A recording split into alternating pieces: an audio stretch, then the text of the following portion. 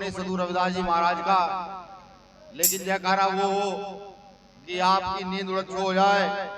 उसके बाद कुछ अच्छी कुछ बुरी बातें मैं कहूंगा, और मुझे लगता है कि अच्छी बातें तो आप साथ लेकर जाएंगे ही, बुरी बातें भी आपको साथ लेकर के जानी चाहिए। सत्संग में आकर सत्य का संग ना हो तो फिर सत्संग का कोई लाभ नहीं होता। बोलिए संत शिरोमणि सद्गुरु रविदास जी महाराज की, स्वामी समनदास जी महाराज की। मैं आज सबसे पहला नमन करूंगा यहां बैठे संत, तमाम संतों को, क्योंकि आज सद्गुरु रविदास जी महाराज का प्रचार और प्रसार सद्गुरु स्वामी समनदास जी महाराज के बाद अगर कोई कर रहा है, जन जन तक उनकी विचारधारा को पहुंचा रहा है, तो उस काम को ये तमाम संत बैठे हुए कर रहे हैं। मैं आपको झुककर नमन वंदन करता हूं, जय भीम करता हूं। मैं शुक्रिया अदा करता हूं चमारी खेड़ा के प्रबंधक संत राजकुमार दास जी का, राजकुमार ब्रह्मचारी जी का, जो साल में कई बार इस प्रकार के सत्संग का आयोजन करते हैं और आपको धर्म लाभ देते हैं।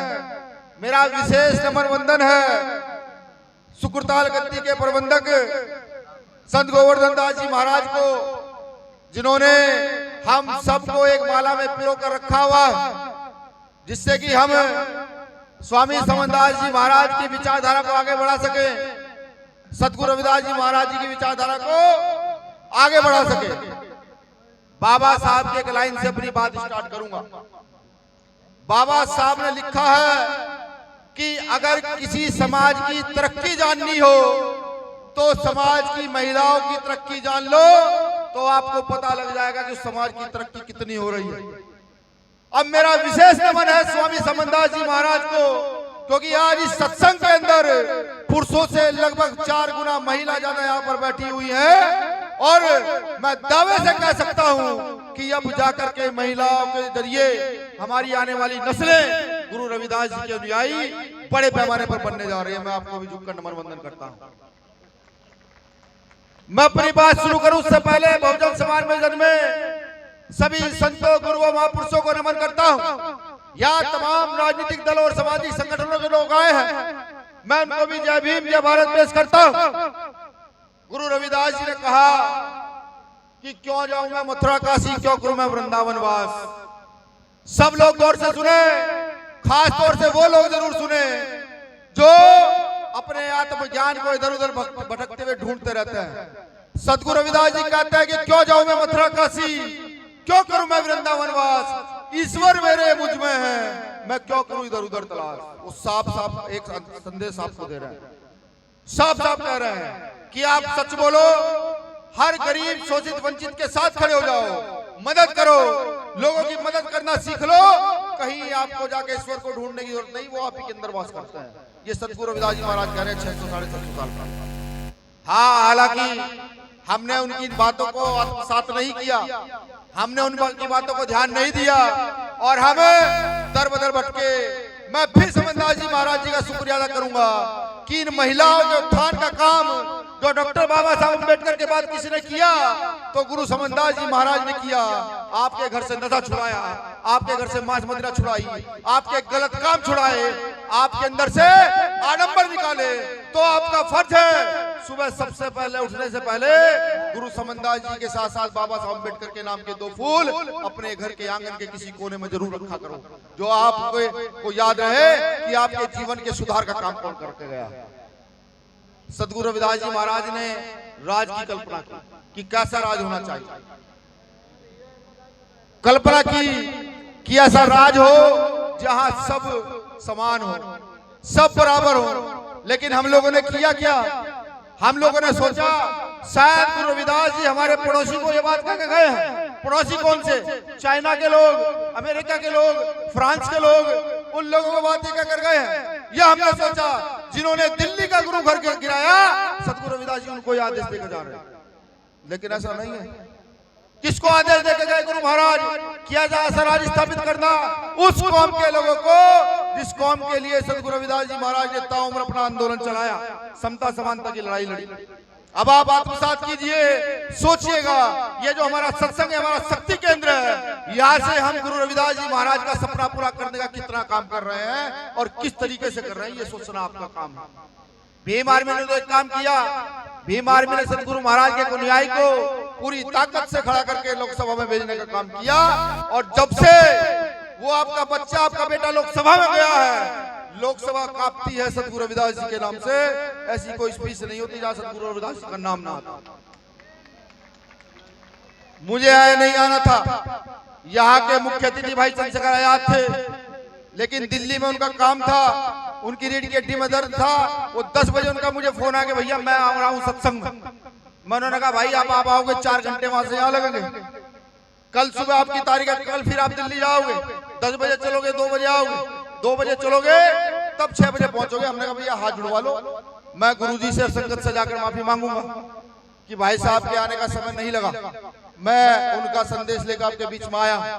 अपने विकार दूर करो, अपने घर में जो आडंबर है उसको दूर करो, अपनी व्यवस्था सुधारो, बच्चों को शिक्षा की ओर लेकर के जाओ। जब तक आप बच्चों को शिक्षा की ओर लेकर के नहीं जाओगे, सदगुरु महाराज का सपना पूरा नहीं होगा। मेरे आज भी याद है कि जब हम काम करना शुरू किए थे, गुरु समनदास जी महाराज चंद्रशेखर भाई की कमर पर मुक्का मार के कहते थे चल आगे की ओर बढ़। जब भी मिलते थे, जब भी एक हाथ मार के कहते थे तेरा काम रुकना नहीं है, तुझे आगे की ओर बढ़ना। तो मैं आज इस मुकाम पर भाई चंद्रशेखर आजाद जी को देखता हूँ, उसमें कहीं ना कहीं बहुत बड़ा हाथ स्वामी समनदास जी महाराज का भी मैं मानता हूँ कि उनके आशीर्वाद की बदौलत वो आज इस मुकाम पर है। और मैं तमाम चाहूंगा, तमाम संत हर बार आशीर्वाद देते रहे। कभी ऐसा हो कि कुछ गलत हमसे हो जाए तो हमें डांटने का भी काम करें, हमें समझाने का काम करें कि नहीं किस दिशा की ओर चलना है और किसी दिशा की ओर नहीं चलना है। आपका सानिध्य प्राप्त रहेगा तो मुझे आशा नहीं, पूरी उम्मीद है हम कर पाए ना कर पाए, लेकिन अगली आने वाली पीढ़ी को इतना मजबूत जरूर कर जाएंगे कि वो सदगुरु महाराज के इस आंदोलन को, सदगुरु महाराज के उस राज को स्थापित करने का काम करेगी। एक बात मैं आपको और बताऊं, मैं हर सत्संग में ये कहता हूँ, बिल्कुल कहता हूँ कि ऊंट गद्दी आपका इंतजार कर रही है, सुकटाल की गद्दी आपका इंतजार कर रही है, गुरु घर दिल्ली का जो टूटा वो आपका इंतजार कर रहा है, ये आपके शक्ति केंद्र आपका इंतजार कर रहे हैं, वो आपका रुपया एक दिन का 1 रुपया इकट्ठा किया वो वहां इंतजार कर रहा है। ये शक्ति आपको बनानी पड़ेगी। अगर आपके गुरुघर सेफ नहीं होंगे, आप उनको खड़ा नहीं करोगे तो कोई बाहर से आने वाला व्यक्ति को खड़ा नहीं करेगा। आज गुरुघरों को तोड़ने की सूचना तो है, बनाने की सूचना नहीं। खुद आत्मसात करो, कितनी मदद आप करने पर उतारूं, कितने लोग करते हैं। जब मैं ऊंट गद्दी गया तो मैंने तफरीत वहां अपना झोली फैला करके लोगों से कहा, सत्संगियों से कहा कि भाई इस व्यवस्था करो। मैं आज भी ये कहता हूँ, जब यहाँ से जाए तो यहाँ गुरुजी की मदद करके जरूर जाएं, जिससे लाइब्रेरी में किताबों का खर्चा उठाया जा सके, यहाँ पर किताबें ला करके रखी जा सके, जिम्मेदारी है। अंत में गुरु रविदास जी की एक बहुत महत्वपूर्ण लाइन कह के अपनी बात खत्म करूंगा कि गुरु रविदास जी कहते हैं कि जात जात में जात है जैसे केतन के पात, जात जात में जात है जैसे केतन के पात, रैदास से मानुष ना जुड़ सके जब तक जात में जात। गुरु रविदास महाराज जी साफ साफ कह रहे हैं, क्योंकि हम में जातियां, जातियों पे उपजातियां, फिर गोत्र, फिर परिवार, फिर ये, फिर वो, फिर पता नहीं ना जाने क्या क्या चीजें। तो गुरु रविदास जी कह रहे हैं कि जब तक आप अपनी जातियों को, नेता को मुझसे नहीं मिल सकते। और इन जातियों का भ्रमजाल ऐसा कि केले के पत्ते की तरह एक पत्ता खींचो, दूसरी स्टार्ट, दूसरा खींचो, तीसरी स्टार्ट, तीसरा खींचो, चौथी स्टार्ट। केले का पत्ता खत्म हो रहा है लेकिन जातियां खत्म नहीं हो रही। अपनी जातियों से ऊपर उठो, जाओ दूसरे समाज की संगत में गुरु महाराज की शक्ति बताओ और इस पंडाल को और कहो गुरु जी को, गुरु जी से 4 गुना पंडाल लगाओ। सिर्फ यहाँ पे एक जाति के लोग नहीं, हर शोषित वंचित वर्ग का व्यक्ति यहाँ कर गुरु जी की वाणी को सुनना चाहता है। जिस दिन ये काम शुरू कर दिया तो मुझे लगता है गुरु रविदास जी का काम होना शुरू हो जाएगा। अन्यथा सत्संग होते रहेंगे। गुरुजी वाणी कहते हैं आप सुनकर जाते रहोगे, जब तक उन वाणियों को सुनकर सुनाना शुरू नहीं करोगे तब तक गुरु रविदास जी का काम आगे नहीं बढ़ेगा। अंत में बस एक बात और कहूंगा कि जहाँ अनुशासन नहीं वहां शासन नहीं, और जहाँ शासन नहीं वहां व्यवस्था नहीं, और जहाँ व्यवस्था नहीं वहां हत्या, बलात्कार और ना जाने क्या क्या है। अभी सुंदर भाई जी साथियों की बात बाहर कर रहे थे, मेरा उनसे निवेदन है कि अनुशासन बनाए, अपने कार्यक्रमों में अनुशासन बनाना सीखें। अगर आप अनुशासन बनाएंगे तो आपके कार्यक्रम विश्वविख्यात होंगे, और आप अनुशासन नहीं बनाएंगे तो आपके कार्यक्रम ध्वस्त हो जाएंगे। शुक्रिया। जय भीम, जय भारत। एक जयकारा सतगुरु महाराज के नाम का लगा दीजिए, उसके बाद मैं भी आप लोगों से आज्ञा लूंगा। बोलिए संत शिरोमणि सतगुरु रविदास जी महाराज की। आवाज हल्की सी लगी थोड़ी, इस बार और जोर से लगा। बोलिए संत शिरोमणि सतगुरु रविदास जी महाराज की, स्वामी समनदास जी महाराज की। कितनी महिलाएं सुबह उठ के फूल चढ़ाएंगी स्वामी समनदास जी महाराज के एक नाम का? हाथ खड़ा करके बताएं। आधी लग रही है मुझे, और जानने का प्रयास कर रहे हैं। शुक्रिया। मैं तमाम संतों को पुनः नमन वंदन करता हूं कि मुझे समय देने के लिए धन्यवाद। हेलो भाई, थोड़ा मेरी बात भी सुनना।